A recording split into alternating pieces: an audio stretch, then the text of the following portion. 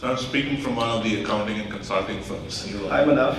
So there's so much of hype now. Like a year ago, our clients, folks would not know about blockchain, and now I get into a meeting and everybody's like, this is it, I've read so much about it, but then I'm wondering, is this the hype that's kind of building into it? And I see proof of concepts being done, but if they are to be scaled, that it's at least 5 years away. That's what I kind of see.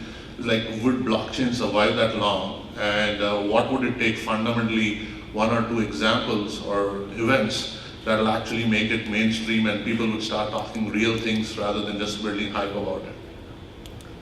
I think you're absolutely right. The hype around blockchain is entirely out of sync with the actual implementations, with one exception.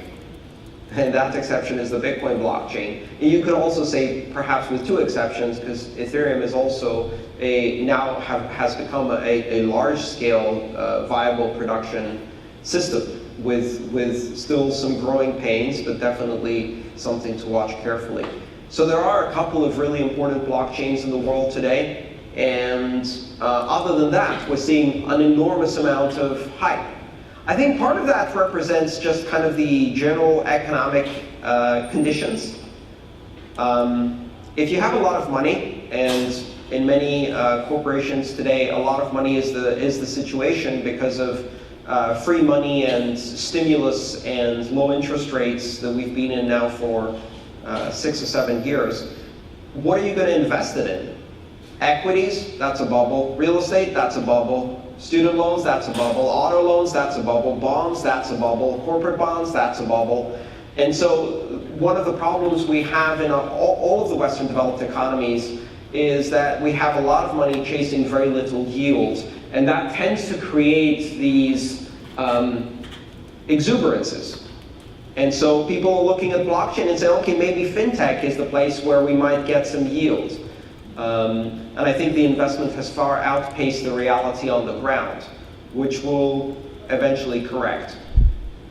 But if you look at the broader space, you have to realize there are some real blockchains changing things in a very real way. And those blockchains are the open, transnational, borderless, open access, open innovation, permissionless blockchains such as Bitcoin and Ethereum and others that are setting the stage for real change with real applications today. A lot of hype, but also a 7-year experiment that refuses to die, continues to deliver more and more innovation every year, and will continue to surprise people.